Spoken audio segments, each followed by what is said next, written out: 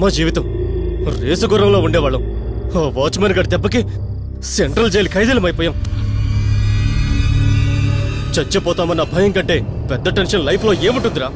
భయాన్నే భయపెట్టాలన్నా, బాధలనే పోగొట్టాలన్నా మందేరా మనిషికి మంచి మందు. రేయ్ పదరా బయటికి, ఏమైనా నేను చూసుకుంటా. రా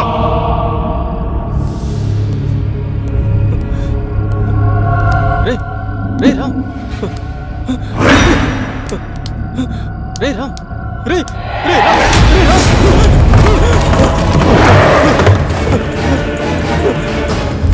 ఏరా శేఖర్, మీరు మర్డర్లు చేసే రకమే కదరా. మరి అలాంటప్పుడు చావును చూసి నువ్వెందుకురా అంతలా భయపడుతున్నా? రాదక్క, కావాలని మేము ఎవరిని చంపలేదక్క. మేము తాగిన మైకంలో అలా చేసాం. దానికి తగిన గుణపాఠం మాకు జరిగిందక్క. మంచి వాళ్ళని మోసం చేస్తే ఆ దేవుడు మనల్ని క్షమించడని నాకిప్పుడిప్పుడే అర్థమవుతుందక్క.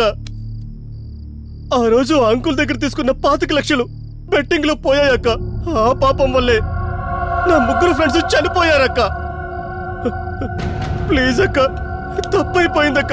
ఇంకెప్పుడు ఇలా చేయనక్క. నన్ను క్షమించక్క, ప్లీజ్ అక్క. తప్పైపోయిందక్క, క్షమించక్క. ఇంకెప్పుడు చేయనక్క. తప్పైపోయింది, క్షమించక్క. ప్రమీల ఎప్పుడు చచ్చిపోయింది కదక్క. ఏంటి అక్కడ ఉంది?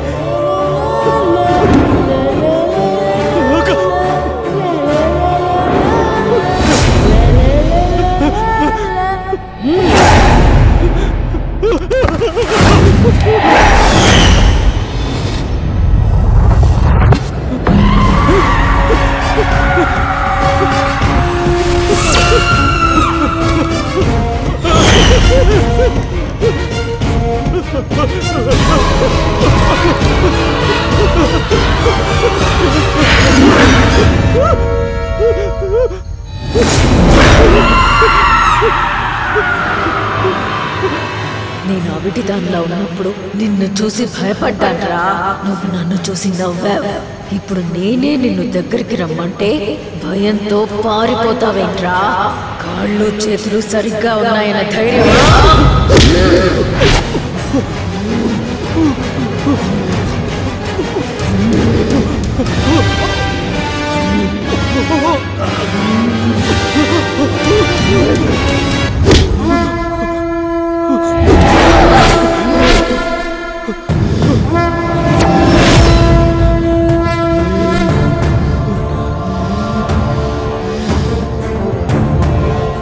వీడు మా నాన్నని చంపాడు.